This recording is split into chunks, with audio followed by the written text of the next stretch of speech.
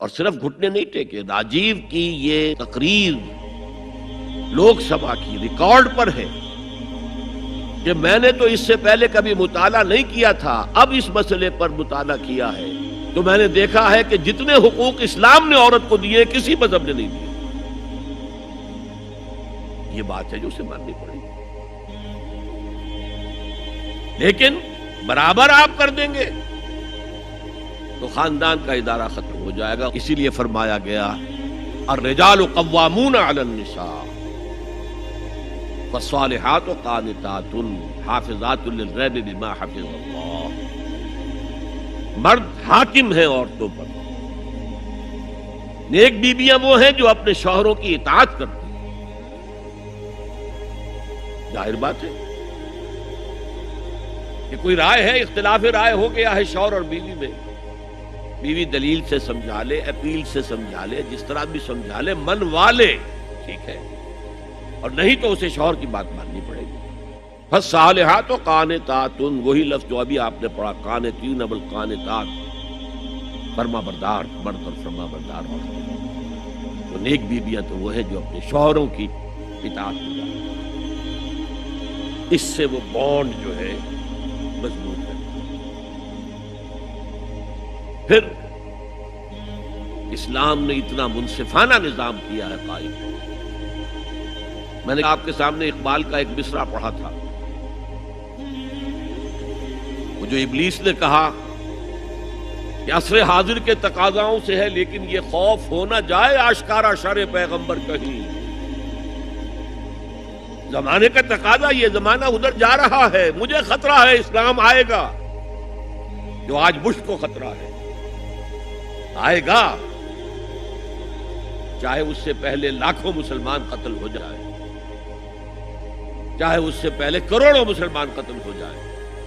تاتاریوں کے ہاتھوں بھی کروڑوں قتل ہوئے تھے، لیکن پھر تاتاریوں نے مسلمانوں کو فتح کیا تھا، اسلام نے تاتاریوں کو فتح کر لیا. ہے آیا فتنہ تاتار کے افسانے سے، پاسباں مل گئے کعبے کو صنم خانے سے. ہو سکتا ہے اب بھی ایسا ہو جائے.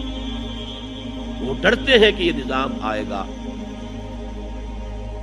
اس لیے اتنے خوف زدہ ہیں. جب اللہ نے مرد کو بنایا طاقتور زیادہ، اور عورت کا حسن یہ ہے کہ وہ نازک ہو. وہ کبھی کوئی حمیدہ پہلوان ہوتی تھی بھارت میں ایک، اس نے جو کہا تھا کہ میں اس سے شادی کروں گی جو مجھے پچھاڑ لے. کون پچھاڑے گا اس کو؟ خود ہی پچھاڑ جائیں گے. تو عورت کا حسن تو نزاکت میں ہے، لہذا بھاری بوجھ اس پر نہیں ڈالے. ملک کا ڈیفنس مردوں کا ذمہ داری، نان نفقے کی فراہمی مردوں کی ذمہ داری، عورت کی نہیں ہے. عورت کا کام ہے گھر میں رہے، شوہر کے لیے اچھا ماحول پیدا. اب اگر دن بھر 8 گھنٹے عورت بھی کام کر کے آئی ہے، کسی باس نے بھی جھڑک دیا ہوگا، کچھ اور ہوگا، تھکی تھکائی اور طبیعت تقدر لے کر آئی ہے، مرد کا بھی یہی حشر ہے، گھر میں جائیں گے تو کیا ہوگا؟ لڑیں گے. لیکن گھر میں رہی عورت. پھر بچے آ جاتے ہیں، 1 بجے آ گئے، ماں باپ دونوں آئیں گے شام کو 6 بجے، 7 بجے، 8 بجے. بڑے بڑے شہروں میں تو وہاں پر 2-2 گھنٹے تو لگتے ہیں گھر پہنچنے میں. یہ بچے کیا کریں گے؟ کس قسم کے تجربات کریں گے؟ سارا بیڑا غرق ہو رہا ہے. عورت کے ذمہ نہیں ہے کام کرنا. کہتے ہیں مجبوری ہے. آپ اپنے سٹینڈرڈ آف لیونگ کو بڑھاتے جائیے، بڑھاتے جائیے، بڑھاتے جائیے. دونوں کی سر توڑ محنت کے باوجود آپ کا جو ہے تقاضا پورا نہیں ہوگا، اور اسی کو سکیڑ لیجیے. کمانا شوہر کا کام ہے، بیوی کا نہیں. اس کو اقبال نے کہا ہے کہ اسلام کا معاشرتی نظام 2 حصوں پر مشتمل ہے. حافظ ناموس زن، ایک تو عورت کی عصمت و عفت کی حفاظت. مرد آزماں، مرد کے اوپر چیلنج ہے، بھاری بوجھ تمہیں اٹھانے ہیں. مرد آزماں مرد آفرین، بھاری کام سارے مردوں کے لیے. عورت گھر میں رہے. اور آج بھی امریکہ میں جو اسٹے ایٹ مومز کہلاتی ہیں، وہ مائیں جو گھروں میں رہتی ہیں، ان کا بہت بڑا ان کا مقام ہوتا ہے، ان کے بچوں کی تربیت بھی ہو سکتی ہے، اور سب سے زیادہ مظلوم وہاں پر عورت ہے۔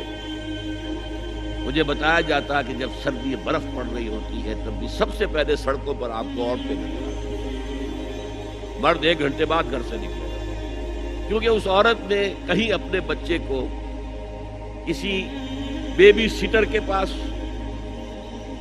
چلڈرن کیئر کے پاس بھیجے گی، پہنچائے گی، پھر اپنے آفس جائے گی، شام کو آفس سے نکلے گی، وہاں سے بچے کو لگی، پھر گھر آئے گی۔ مظلوم ترین عورت ہے وہاں، دونوں بوجھ ڈال دیے اس پر، حمل بھی وہ اٹھائے،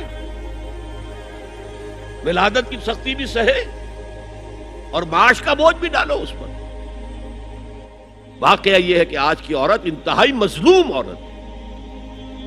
ایک تو اسے کھلونا بنا لیا، عجیب حیرت ہوتی ہے مغربی تہذیب کو کیا ہوا ہے، عورت ننگی، مرد پورا لباس پہنے ہوئے، پینٹ بھی ہے اور کوٹ بھی ہے، سوٹ پورا ہے اور ٹائی بھی ہے، اور عورت ننگی ہے، اور شدید ترین سردی کے اندر ٹانگیں ننگی ہیں اس کی۔ یہ اسلام کا معاشرتی نظام اس کو کسی صورت گوارا نہیں کرتا۔ طلاق کے معاملے میں یہی فرق رکھا، مرد دے سکتا ہے طلاق، عورت لے سکتی ہے، دے نہیں سکتی۔ لے گی تو خلا کہلائے گی، یا عدالت میں جا کر ثابت کرے، یا یہ کہ کوئی ایلڈرز آف دی فیملی ہوں وہ درمیان میں آئے اور عورت کہے کہ میرا اس کے ساتھ نباہ نہیں ہو سکتا، خود طلاق نہیں دے سکتی، کیونکہ عورت کے اوپر جذباتی طور پر ہر مہینے میں چند دن ایسے آتے ہیں جو چڑچڑی ہوتی ہے، اس چڑچڑے پن میں وہ کچھ بھی کر بیٹھے، اسے طلاق کا حق نہیں دیا۔ مرد کو حق حاصل ہے، ہاں اگر ناحق طلاق دے گا اللہ کے یہاں پکڑا جائے گا۔ یہ بات جو ہے مرد اور عورت کو برابر کے طلاق کے حقوق، یہ بھی خاندان کی جڑ کھودنے کے مطابق۔ اچھا، بیٹے اور بیٹی میں وراثت کا فرق ہے، کیوں؟ بیٹا شادی کرے گا تو مہر دے گا، لڑکی شادی کرے گی تو مہر لے گی، حالانکہ ضرورت لڑکی کو لڑکے کی ہے، لڑکے کو لڑکی کی ہے، دونوں کی ضرورت تو برابر ہے۔ لڑکا مہر دے اور لڑکی لے، کیوں؟ تاکہ یہ معلوم ہو کہ یہ سربراہ ہے، حافظ ناموس زن، مرد آزما، مرد کی ذمہ داری ہے۔ ہم نے اسی ضمن میں پاکستان میں ایک تحریک شروع کی، شادی بیاہ کے ضمن میں، یہ بھی ہمارا بڑا سوشل فنکشن ہے، بہت بڑا، اور اس میں فضول خرچیاں ہو رہی ہیں، حرام کی کمائی ہوئی کمائی جو ہے وہ پانی کی طرح بہائی جاتی۔ ابھی مجھے ایک صاحب نے بتایا کہ ممبئی میں 2 شادیاں ہوئی ہیں مسلمانوں میں، ایک میں 1.5 کروڑ روپیہ خرچ ہوا، ایک میں 80 لاکھ۔ ہم نے وہاں اصلاحی تحریک شروع کی، ضیاء الحق صاحب نے بھی کوشش کی تھی، آرڈیننس پاس کیا تھا، لیکن یہ چیزیں قانون سے نہیں۔ آپ کہیں کہ کسی دعوت میں 50 سے زیادہ مہمان نہیں آئیں گے، وہ 100 آ گئے تو زیادہ سے زیادہ یہ ہوگا پولیس والوں کو رشوت کا کھاتا کھل گیا، جو یہ پیسے لے جائیے صاحب۔ کبھی کبھی وہ پکی پکائی جگہ لے جا کے اپنے تھانے میں بیٹھ کے کھاتے ہیں، لیکن قانون سے نہیں بدلتا مزاج۔ ہم نے کیا طے کیا؟ دیکھو یہ ہے چٹان کی بنیاد، آپ کو بڑی اونچی بلڈنگ بنانی ہے تو دیکھنا پڑتا ہے چٹان نیچے بنیاد زمین کیسی ہے۔ تو بنیاد کیا ہے؟ آپ سادگی کرو، سادگی کرو، سادگی کرو، یہ واسطہ بے معنی ہے بالکل، اس لیے کہ غریب کی سادگی کچھ اور ہے، امیر کی سادگی کچھ اور، سادگی کے ایک معنی تو نہیں۔ لہذا کوئی جو ہے راک فاؤنڈیشن وہ تلاش کی جائے، وہ ہم نے کی تلاش۔ جو تقریب حضور سے صحابہ سے ثابت ہے ضرور کرو، ضرور کرو، ضرور کرو، عضوا علیہا بالنواجذ، اپنے دانتوں سے پکڑ لو اس کو۔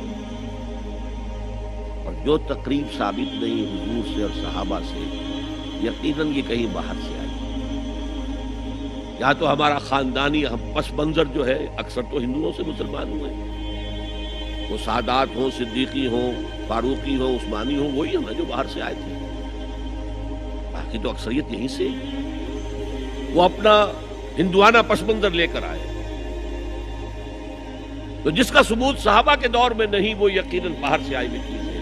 اس میں پھر سادگی نہیں، اس میں کمی نہیں، جڑ سے کاٹو۔ اس بنیاد پر ہم نے 5 فیصلے کیے، ذرا سن لیجئے آپ بھی، اگر آپ کوئی سوشل ورک کرنا چاہیں اس کو عام کریں۔ نمبر 1، نکاح مسجد میں۔ حدیث موجود ہے، ترمذی شریف کی روایت، اعلنوا ھذا النکاح وجعلوہ فی المساجد،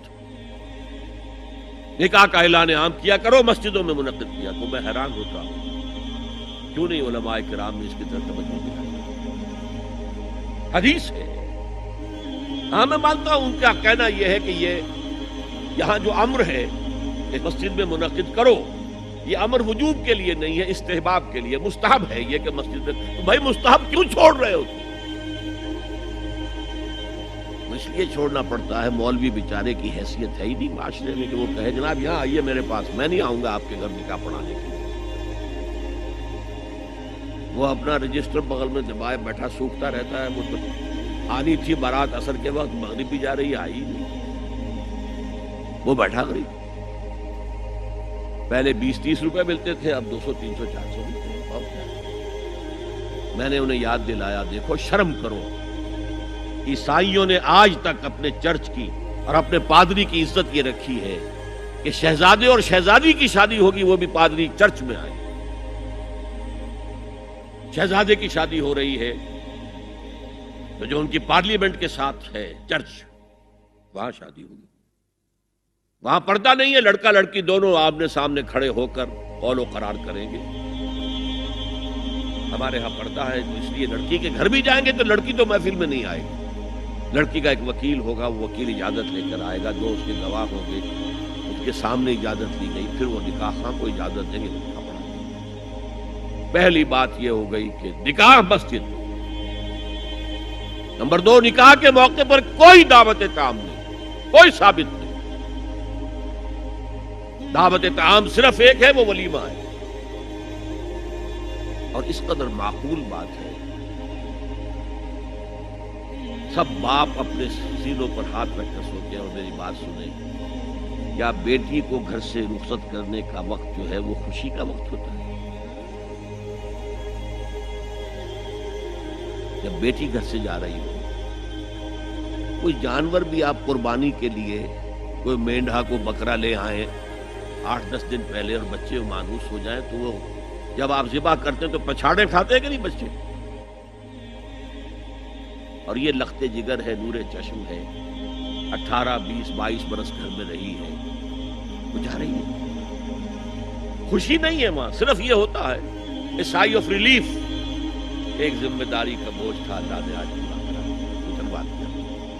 پھر بھی اندیشہ ہوتا ہے، پتہ نہیں مزاج ملے نہ ملے، نئے ماحول میں جا رہی ہے، وہاں جا کر ایڈجسٹ ہو یا نہ ہو، اندیشے پھر بھی ہوتے ہیں۔ تو ان سے مرغ پلاؤ کھانا اور متنجن کھانا کوئی معقول بات نہیں۔ معقول بات کیا ہے؟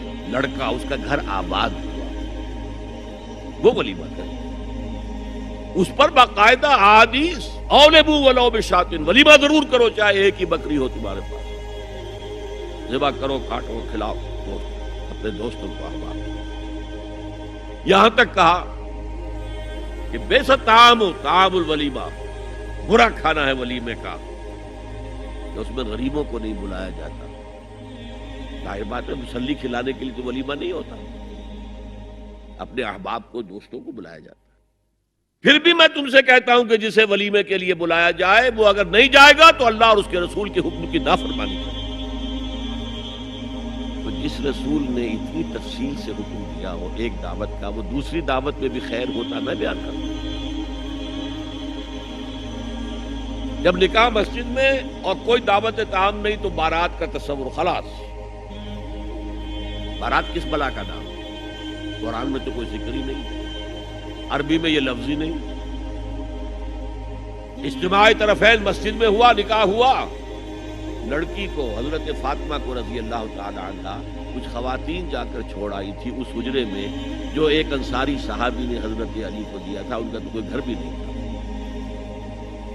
کوئی حضرت علی آئے ہوں اور آ کر ودا کرا کے لے کے گئے ہوں.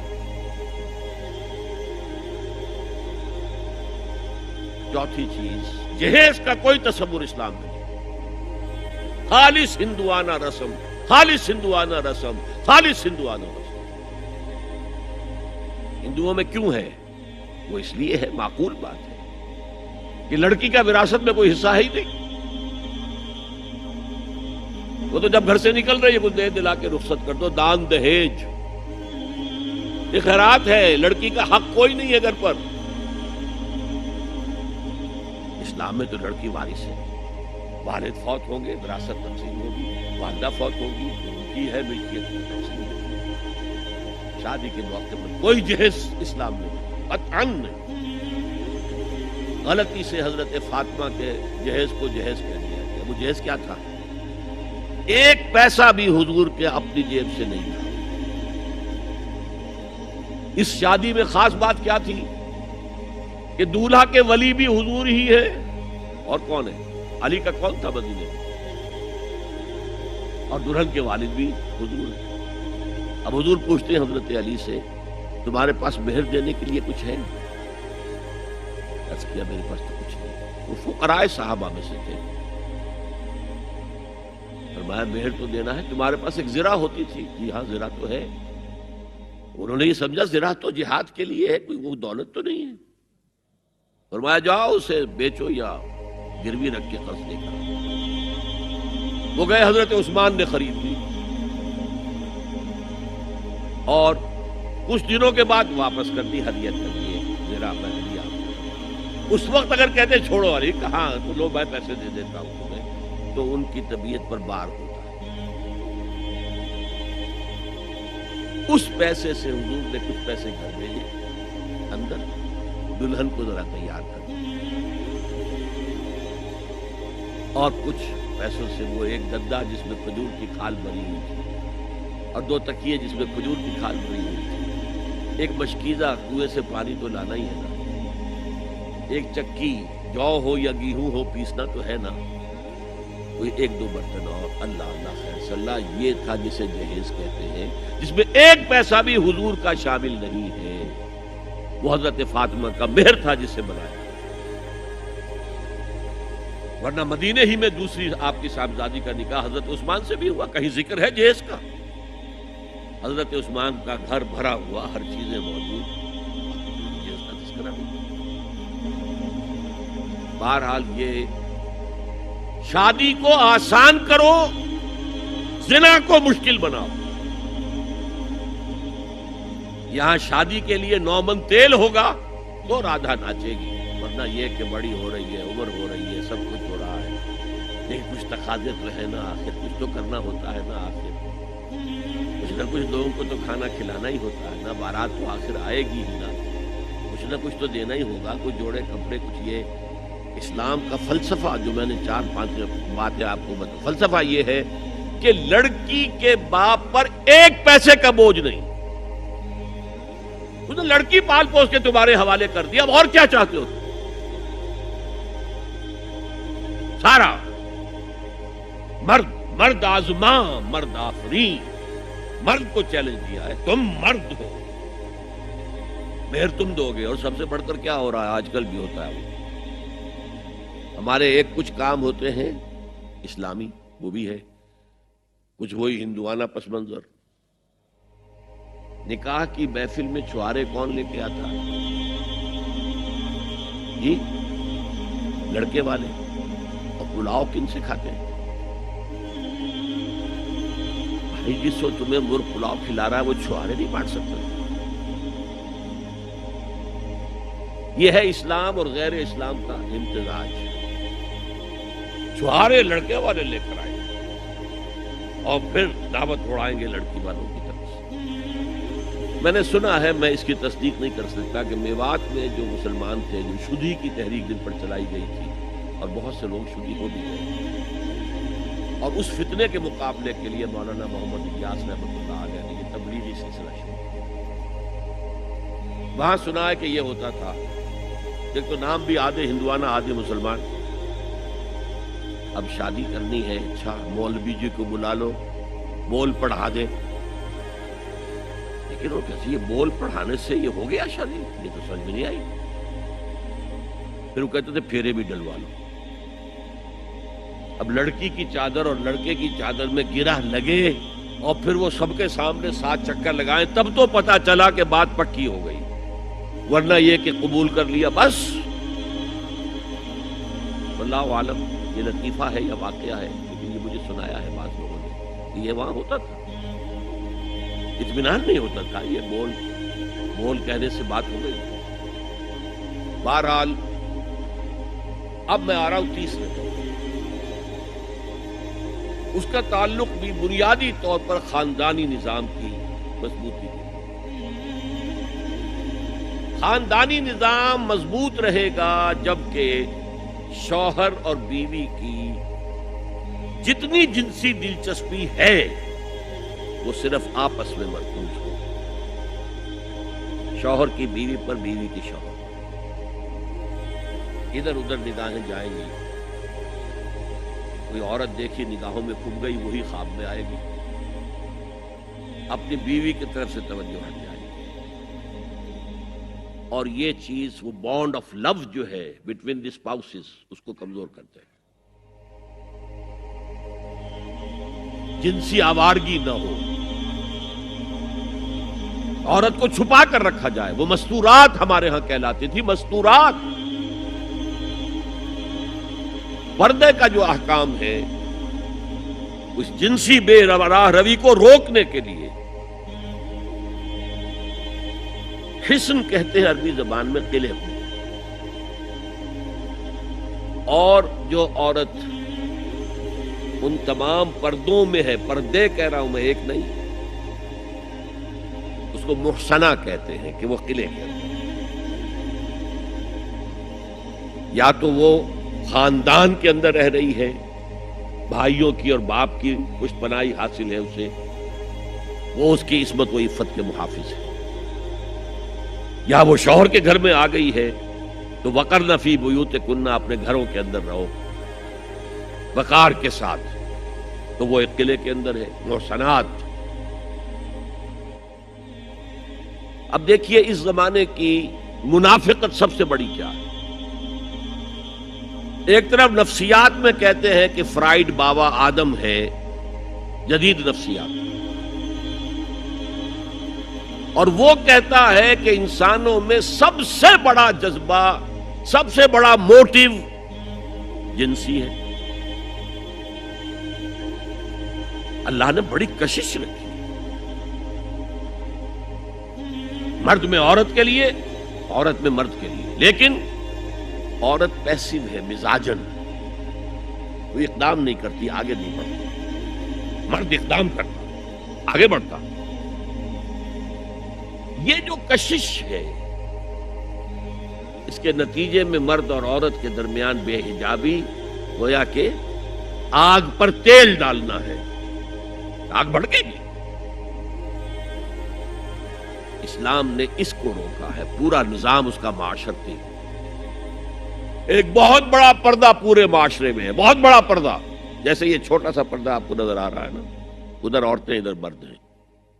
اسلامی معاشرہ سیگریگیٹڈ ہے، مخلوط معاشرہ نہیں ہے، عورتوں کا اپنا دائرہ کار ہے، مردوں کا اپنا ہے، کما کر لانا مرد کا کام ہے، عورت کا کام نہیں ہے۔ وہ گھر میں خوش اسلوبی کے ساتھ رہے، اچھے انداز میں پکائے، شوہر کا استقبال مسکراہٹ کے ساتھ کرے، جب وہ گھر واپس آ رہا کام کر کے، بچوں کی دیکھ بھال کرے۔ اور اس اعتبار سے میں کہا کرتا ہوں، قوم کا حال جو ہے پریزنٹ، یہ مردوں کے حوالے، اور قوم کا مستقبل عورتوں کے حوالے، مستقبل اگلی نسل، اس کی صحیح تربیت ہوگی، ماں کے دودھ کے ساتھ اس کے اندر اسلام اور ایمان کے جذبات جائیں گے۔ آج تو وہ دودھ پلانا بھی ختم ہوا، بوتل کا دودھ، ڈبے کا دودھ، جس کی وجہ سے ریسرچ یہ بتاتی ہے کہ کینسر آف بریسٹ کا سب سے بڑا سبب جو ہے دودھ نہ پلانا ہے، سب سے بڑا، اس لیے کہ اللہ تعالیٰ نے ہر عضو کا ایک فنکشن رکھا ہے، آپ فنکشن روک دیں گے اس میں خرابی آئے گی۔ آپ آنکھوں پر 1 سال تک پٹی باندھے رکھیے، آپ کی بینائی زائل ہو جائے گی، کیا کرنا پھر اب اس کا؟ آپ یہاں پر پلاسٹر چڑھا دیجئے، 1 سال تک جوڑ آپ کا جام ہو جائے گا، اب نہیں، آپ کھول دیجئے پلاسٹر، وہ ہلے گا۔ اس اعتبار سے وہ جو اقبال کہتا ہے مادراں را اسوہ کامل بطول، حضرت فاطمہ زہرا ماؤں کے لیے کامل اسوہ حضرت فاطمہ رضی اللہ تعالی، آسیہ گرداں و لب قرآن سرا، وہ چکی پیستی تھی اور زبان سے قرآن پڑھتی تھی، اور میں نے اپنے بچپن میں ایسی خواتین کو دیکھا ہے جو چکی پیس رہی ہے، قرآن پڑھ رہی ہیں اور چھاتی سے بچہ چمٹا ہوا دودھ پی رہا ہے۔ وہ جو دودھ اس بچے کے حلق میں جا رہا ہے، پیٹ میں جا رہا ہے، اس کی کیا تاثیر ہو؟ بطول باش و پنہا شو ازی عصر کہ در آغوش شبیر بگیری، اے مسلمان عورت بطول بن جا، زہرا بن جا، اور اس عصر سے پنہا ہو جا، چھپ جا، علیحدہ ہو جا، تاکہ تیرے آغوش میں حسین جیسا بچہ پیدا ہو۔ یہ پہلا ہے حجاب، سیگریگیشن آف سیکسز۔ میں نے ضیاء الحق صاحب سے کہا تھا، کیونکہ ان کی شورا میں شمولیت کی، میں نے جو ہے دعوت قبول کر لی تھی، مشورہ دینا ہے۔ میں اپنے مسجد کے ممبر سے بھی مشورے بھی دیتا ہوں، تنقیدیں بھی کرتا ہوں۔ جیسے انگریزی کا محاورہ right from the horses mouth, تو right into the horses ears کچھ کہا جا سکے تو اچھی بات ہے۔ میں نے ان سے کہا آپ نے پی آئی اے کو ڈرائی کر دیا، شراب بند کر دی، اچھا کام کیا، بہت عمدہ کیا۔ دنیا تو یہی کہے گی نا کہ دقیانوسی ہے، چلیے برداشت کریں، لیکن یہ ایئر ہوسٹسز جو جاتی ہیں کرو کے ساتھ اور 2 ہفتے باہر رہتی ہیں، یہ کون سے اسلام کی روح سے جائز ہے؟ عورت محرم کے بغیر حج کو نہیں جا سکتی، محرم کے بغیر عمرے کے لیے نہیں جا سکتی، اور یہ قانون تھا پاکستان میں۔ نے کہا آپ عورت کو نہیں جانے دیتے حج کے لیے، حالانکہ وہ ادھیڑ عمر کی ہوتی ہے، عموماً بوڑھی ہوتی ہے۔ ہمارے یہاں جوانی میں کون کرتا ہے حج؟ بہت شاذ۔ یہ تو آپ کو نظر آئے گا جاوا، سماٹرا، انڈونیشیا، ملائیشیا، وہاں سے جوان جوڑے نکاح کے بعد پہلا کام حج۔ ہمارے ہاں سے تو بڈھے ٹھہرے گئے ہوئے ہوتے ہیں، اور پہلے زمانے میں تو ان کو رخصت کر دیتے تھے کہ بس رخصت ہی ہو جائے گی، واپس نہیں آئیں گے۔ تو میں نے کہا یہ کون سا اسلام ہے؟ خاموش۔ میں نے کہا یہ ناشتے کی ٹرے اور کھانے کی ٹرے مرد نہیں رکھ سکتے سامنے۔ میرے خلاف باقاعدہ خواتین نے جلوس نکالے پاکستان میں، جب میں نے پردے کی بات کی۔ گورنر سندھ کی بیوی جو ہے اس نے لیڈ کیا جلوس، مطالبہ کیا کہ ان کی ٹیلی ویژن کے اوپر جو ہے ان کا سامنے آنا بند کیا جائے۔ لیکن ٹھیک ہے، بدا الاسلام غریبا ویسعود کما بدا فطوبی للغرباء۔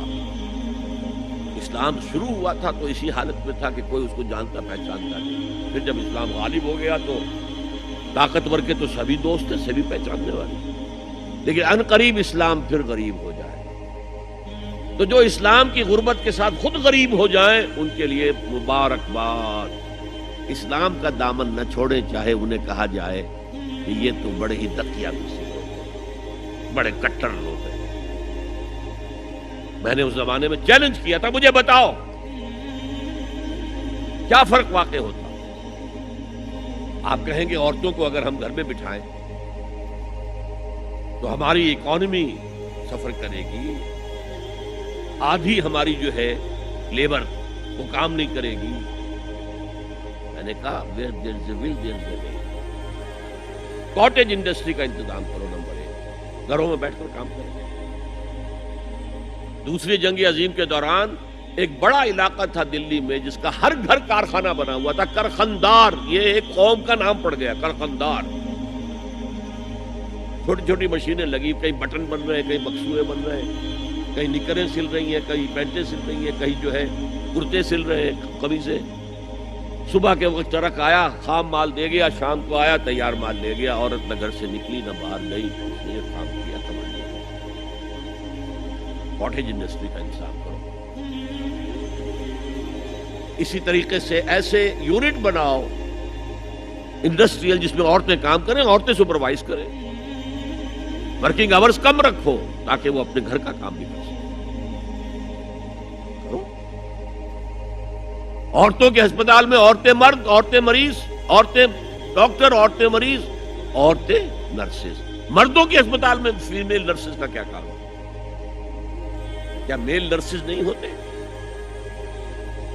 اور کیا آرمی کے اندر جو فارورڈ یونٹس ہوتے ہیں کہ جو جاتے ہیں محاذ کے اوپر، ان میں کوئی عورت نرس جاتی ہے؟ میل نرسز جاتے ہیں، حالانکہ سب سے زیادہ نرسنگ کی ضرورت وہاں ہوتی ہے۔ کسی کا بازو اڑ گیا ہے، کسی کی ٹانگ اڑ گئی ہے، کسی کے پیٹ میں آ کر کسی بم کا ٹکڑا جو ہے لگایا، دنیا باہر نکلی ہوئی ہے، تو نرسنگ سب سے زیادہ وہاں ضروری ہے۔ وہاں تو فیمیل نرسز نہیں ہوتی، میل ہوتی۔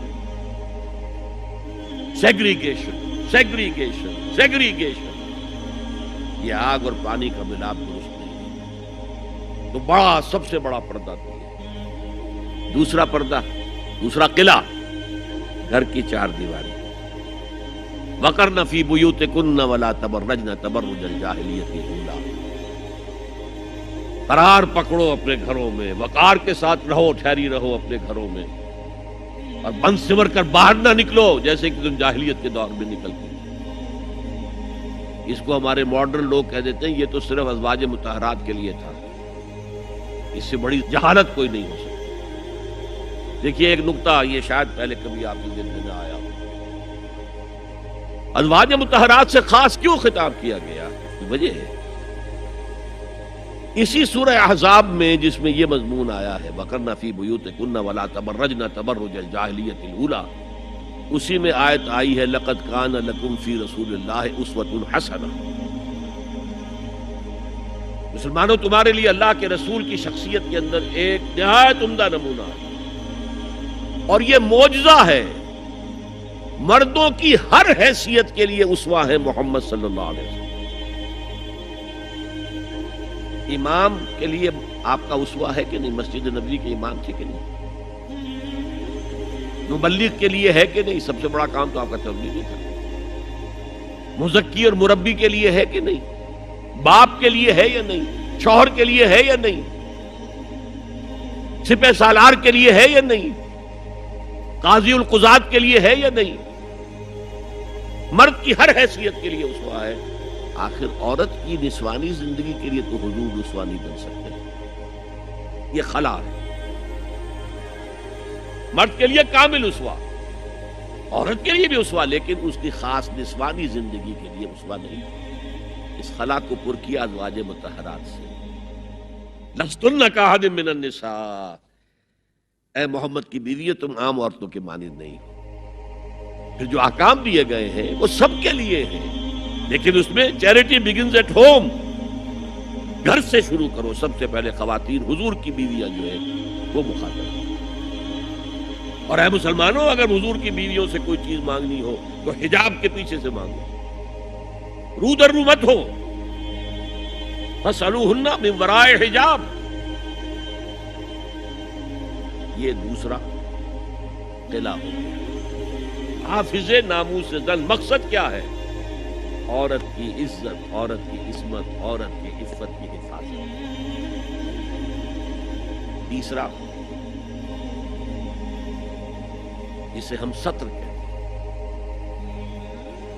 عورت گھر میں بھی ہے، گھر میں ہے، اور وہاں صرف محرم آئیں گے، نامحرم نہیں آئیں گے۔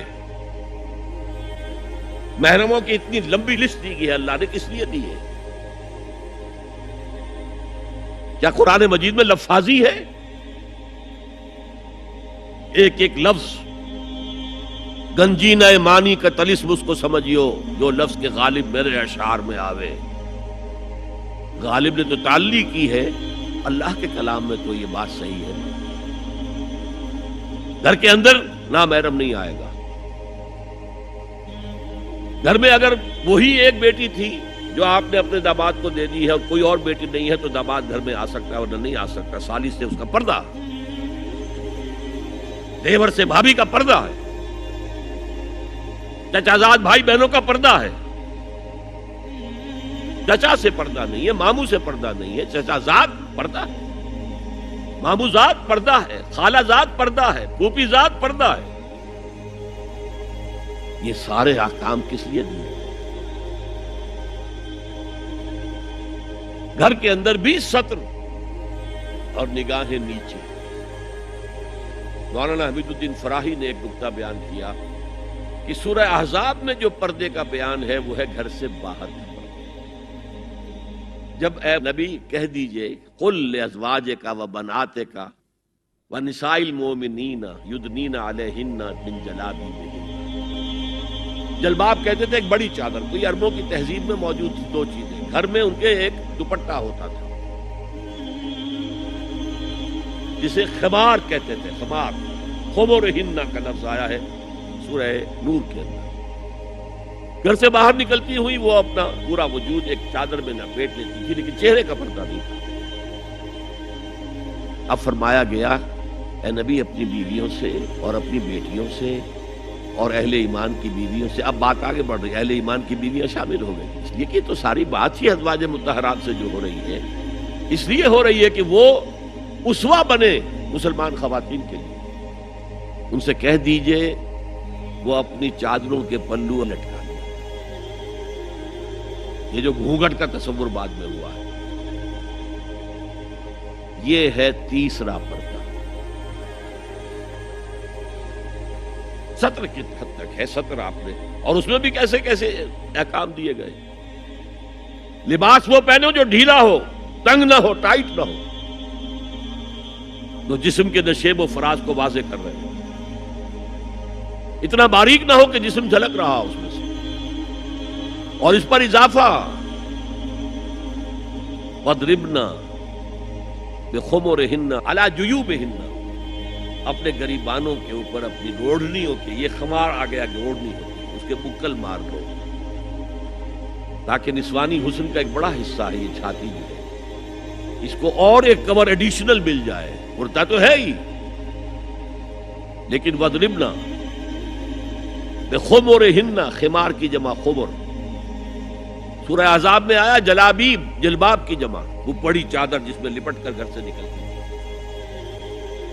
لیکن یہ کہ یہاں پر خمرہن، خمار کہتے ہیں اوڑھنی کو جو گھر میں بھی استعمال ہوتی ہے، تو وہ سر پر بھی ہو اور اس کا ایک بکل جو ہے تمہاری سینے پر بھی آ جائے، ایڈیشنل کورنگ. اس کے باوجود بھی نگاہیں نیچی رکھو.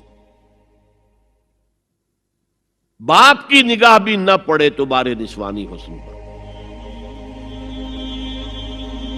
وہ بھی مرد ہے. بھائی کی نگاہ نہ پڑے. اہل ایمان تم بھی اپنی نگاہیں نیچی رکھو اور اہل ایمان عورتوں تم بھی اپنی نگاہیں نیچی رکھو. اور آج انسیسٹ جو ہے، باپ کا بیٹی سے ملوث ہو جانا اور بیٹے سے ماں کا ملوث ہو جانا اور بہنوں اور بھائیوں کے درمیان، یہ اس قدر پھیل چکا ہے. امریکہ کے اندر وہاں سب سے مہنگے ڈاکٹر جو ہیں وہ سائیکیٹرسٹ ہیں، سب سے مہنگی دوائیاں جو ہیں وہ دماغ امراضی کی ہیں. اور وہ سائیکیٹرسٹ کہتے ہیں کہ انسیسٹ جو ہے، حرام رشتوں کے اندر جو ہے اگر زنا کا معاملہ ہو رہا ہو تو یہ سب سے بڑا سبب ہے دماغی امراض کا اس معاشرے کے. فطرت کے خلاف جو کام ہوتا ہے، طبیعت یہ بات تو کرتی ہے نا، شوق تو ہوتا ہے، دماغی توازن کھو بیٹھتے ہیں.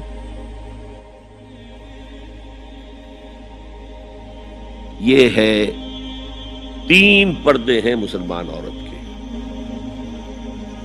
جس کو آج بالکل ختم کرنے پر مغرب تلا ہوا ہے. اس لیے کہ کسی بلی کی دم کٹ جائے تو وہ چاہے گی کہ سب کی کٹ جائے. ان کا بیڑا غرق ہو چکا ہے، ان کی تہذیب ختم ہو چکی ہے، تہذیب نہیں ہے آج ان کے پاس، خاندانی نظام ختم ہو چکا ہے۔ بوڑھے والدین کو لے جا کے اولڈ ہاؤسز کے اندر پھینک دیا اور وہ سال سال بھر ترستے رہتے ہیں، کوئی نہ بیٹا آتا ہے نہ بیٹی آتی ملنے، بس ٹھیک ہے نا، ہم نے فریج دے رکھا ہے، سب کچھ سامان وہاں پہ ہوتا ہے، ٹیلی ویژن دے رکھا ہے، اپنا وقت گزاریں، اپنے بیٹوں بیٹیوں کو دیکھنا نصیب نہیں۔ اب تو یہاں تک نوبت آئی ہے کہ پہلے کم سے کم یہ ہوتا تھا کہ کرسمس پر یقینی ہو جاتا تھا کہ بیٹا بیٹی ملنے آئیں گے، اب وہ بھی نہیں۔ خاندانی نظام کیسے قوی ہوگا؟ لڑکا ایک خاص عمر کا ہوا، جاؤ اب نکلو گھر سے، اب جاؤ اپنی کمائی کرو اور کھاؤ، ہم سے معاملہ ختم ہے۔ لڑکی جاؤ، ظاہر بات ہے کہ لڑکا لڑکی بھی پھر وہی کریں گے، بعد میں اٹھا کر پھینکیں گے آپ کو، گھر میں نہیں رکھ سکتے، ہماری آزادی میں مخل ہوتے ہیں۔ تو معاشرتی نظام، میں نے آپ سے عرض کیا، پہلا اصول کیا تھا؟ تمام انسان مساوی، اور اس پر گواہی میں نے کس کی دی؟ شاتم رسول ایچ جی ویلز کی۔ اس میں ایک وضاحت رہ گئی تھی، جو تازہ ایڈیشن اب مارکیٹ میں ہے اس میں سے یہ پیسج نکال دیا گیا ہے جو میں نے آپ کو سنایا۔ جو نئے ایڈیٹرز ہیں ان کے حلق سے یہ کڑوی گولی نہیں اتری کہ ایچ جی ویلز کا یہ جملہ بھی شامل رہنے دیا جائے، نکال دیا گیا۔ تو ایسا نہ ہو کہیں آپ جدید کوئی ایڈیشن دیکھیں اور اس میں تلاش کریں، نہ ملے تو آپ سمجھے کہ میں نے کوئی غلط بات آپ سے کہی۔ لائبریریوں میں پرانے ایڈیشن مل جائیں گے، جائیے اور دیکھیے، a concise history of the world میں جو حضور کا چیپٹر ہے کھول کر پڑھیے، آپ کو مل جائے گا جملہ۔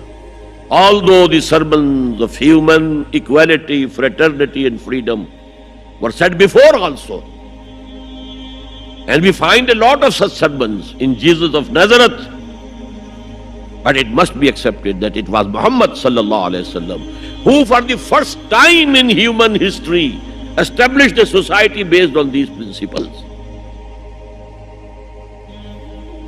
اور یہ مساوات انسانی مرد اور عورت کے درمیان بھی ہے، فرق انتظامی ہے، سو نوٹ کر دیجیے۔ ایک دفتر میں ایک افسر ہے، ایک کلرک ہے، ایک چپراسی ہے، بحیثیت انسان برابر ہے، اس انتظامی سٹرکچر میں تو برابر نہیں ہے۔ آفیسرز کے اختیارات کیا ہیں، چپراسی کے کیا ہیں، کلرک کے کیا ہیں، حالانکہ سٹیزنز آف اسٹیٹ برابر ہے، ایک ووٹ اس کا، ایک ووٹ اس کا ہے۔ کیا آفیسر کے 4 ووٹ ہیں اور چپراسی کا 1 ہے؟ نہیں، 1 ووٹ برابر ہے۔ As citizens of the state they are equal, لیکن جہاں کام کر رہے ہیں وہاں تو ایکول نہیں ہے۔ یہ فرق ہے کہ جس کو دنیا ایکسپلائٹ کر رہی ہے، حالانکہ اس سے زیادہ لاجیکل بات اور کوئی نہیں ہو سکتی۔ ایک خاندان کا ایک سربراہ، کسی انسٹیٹیوشن کا ایک ہی سربراہ ہوگا، وزیر 10 رکھ لے، پرائم منسٹر تو 2 نہیں ہو سکتے، پرائم منسٹر 1 ہوگا، نائب صدر 10 رکھ لے، صدر تو 1 ہی ہوگا۔ انتظامی ہے، یہ نہیں ہے کہ عورت گھٹیا ہے، نہیں، مرد اور عورت مساوی ہے۔ آج میں آپ کو بتاتا ہوں کہ کتنی بڑی سازش اس وقت اس نظام کے خلاف ہو رہی ہے۔ دجالی فتنہ جو ہے، دجال اکبر جب آئے گا، ابھی میں اس کی بات نہیں کر رہا ہوں، ایک علیحدہ ایشو ہو جائے گا۔ دجالی فتنہ آ چکا ہے۔ جیسے حضور نے ایک مرتبہ رمضان مبارک کی آمد سے قبل شعبان کے آخری دن خطبہ دیا۔ خطبہ کیا تھا؟ یا ایھا الناس قد اظلکم شہر عظیم شہر مبارک، اے لوگو تم پر ایک عظمتوں والا اور برکتوں والا مہینہ سایہ فگن ہو گیا ہے۔ آیا تو نہیں ابھی، شعبان کا دن ہے، سایہ آ گیا ہے۔ یہ انگریزی کے محاورے سے بات سمجھ میں آئے گی، coming events cast their shadows before. اسی طرح وہ شخص دجال تو ابھی نہیں آیا، دجالیت پوری آ چکی ہے۔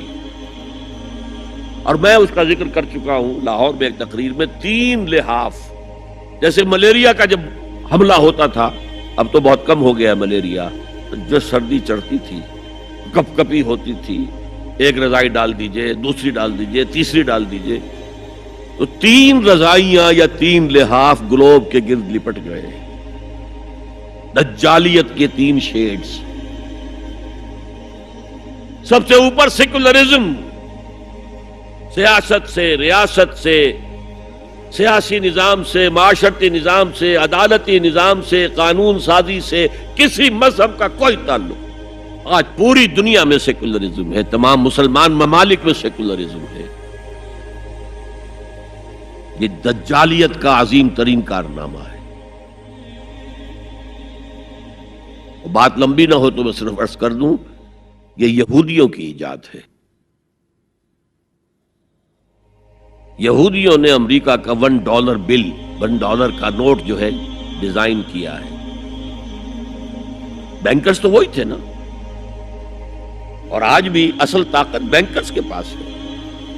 امریکی حکومت $1 کی جو ہے ٹریلینز آف ڈالرز کی مقروض ہے بینکوں کی، اور بینک یہودیوں کے. اس آپ نے کبھی دیکھا ہو $1 بل، احرام مصر کی تصویر بنی ہوئی؟ کیا تعلق ہے امریکہ کا احرام مصر سے؟ اوپر ایک آنکھ بنی ہوئی ہے، دجال کی وہ ایک آنکھ کانی. نیچے کیا لکھا ہے؟ آرڈس نووس سیکولورم، نیو سیکولر آرڈر ہم نے قائم کرنا ہے دنیا میں. یہ 1776 کی بات ہے، اور 1991 میں پہلی مرتبہ صدر بش کی زبان سے الفاظ نکلے تھے، اس کے باپ کی زبان سے، جو موجودہ بش ہے، بش سینئر نے. اب دنیا میں نیو ورلڈ آرڈر قائم ہوگا. اصل میں وہ کس کا خیال ہے؟ یہود کا ہے. This new world order is going to be Jew world order. اور جو ہے بالکل ایک مائنورٹی، مائنیوٹ مائنورٹی. کل دنیا میں 1 کروڑ یا 1.25 کروڑ یا 1,30,13,000,000 بس. تو اگر مذہب اور ریاست کا کوئی تعلق ہو تو ان کی کیا حیثیت ہے؟ اور جب مذہب ایک طرف رکھ دیا گیا تو برابر کے شہری ہے. یہ سیکولرزم اس لیے یہودیوں کی ایجاد ہے. پوپ کے خلاف بغاوت کروانے والے یہودی ہیں، پروٹیسٹنٹ مذہب پیدا کرنے والے یہودی ہیں، سود کی اجازت لینے والے یہودی ہیں. ورنہ جب تک پوپ کا اقتدار تھا یورپ میں ہر طرح کا سود حرام تھا، یوزری بھی اور کمرشل انٹرسٹ بھی، دونوں حرام تھے. یہ لیا گیا ہے اجازت کیلوین کے ذریعے سے کتاب لکھوا کر. اور انگلستان نے پہلا ملک جو ہے جس نے بغاوت کی پوپ کے خلاف، وہ انگلستان تھا. چرچ آف انگلینڈ علیحدہ ہو گیا، پوپ سے اس کا کوئی تعلق نہیں، پروٹیسٹنٹ ملک بن گیا. پہلا بینک آف انگلینڈ پہلا ہے جو قائم ہوا ہے. اور شاید میں نے آپ کو بتایا تھا کہ علامہ اقبال 1905 سے 1908 3 برس صرف رہے ہیں انگلستان میں اور جرمنی میں، اور اپنی ڈاکٹریٹ بھی کر رہے تھے اور بیرسٹریٹ اطلاع بھی ہو رہا تھا. لیکن ساتھ ہی ان کا مشاہدہ اتنا گہرا تھا کہ انہوں نے دیکھ لیا تھا کہ فرنگ کی رگے جاں پنجے یہود میں. اور اس وقت فرنگ کا امام کون تھا؟ برطانیہ. اب فرنگ کا امام کون ہے؟ امریکہ. اور اس کی رگے جاں ایک پنجے یہود میں. امریکہ کا کوئی صدر ہل نہیں سکتا. تو نمبر 1 تو سیکولرزم ایک لحاف ہے. نمبر 2 سود، جوا، منشیات کی ٹریڈ اور سیکس کو ایکسپلائٹ. ہر اشتہار میں عورت ہے. اللہ کی بندو سوچو یہ کیا ہو رہا ہے. عورت کی فوٹو کے بغیر موٹر سائیکل نہیں ہوگی، وہ بھی بیٹھی نظر آئے گی. عورت کوئی شے کسی شے کا اشتہار عورت ہوگی. عورت بک رہی ہے، بکری کا ذریعہ بن رہی. وہ انٹرسٹ، جوا، فحاشی اور اس کی بنا پر آمدنی، اس سب کا لحاف ہے جو پوری دنیا کو اپنے لپیٹ میں لے چکا. کوئی مسلمان ملک اس سے آزاد نہیں. دجالیت کے 2 لحاف.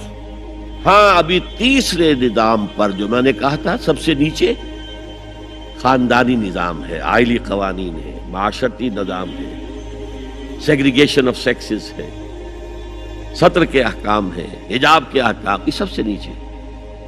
ابھی اس سطح پر مغرب میں تو بربادی آ چکی. لیکن ابھی مشرق میں یہ خاندانی نظام کچھ باقی ہے، کچھ شرم و حیا کی بھی کوئی نہ کوئی قدر ہے، کوئی عصمت و عفت کا بھی کوئی معاملہ ہے۔ عصمت فروشی کو بھی برا کام سمجھا جاتا ہے، والدین کی خدمت کرنے کو بھی اچھا سمجھا جاتا ہے۔ یہ ویلیوز ابھی ہیں، ویسے تو پورے ایشیا میں ہیں لیکن زیادہ مسلمانوں میں۔ قرآن مجید میں 5 جگہ اللہ کے حق کے بعد فوراً والدین کا حق ہے۔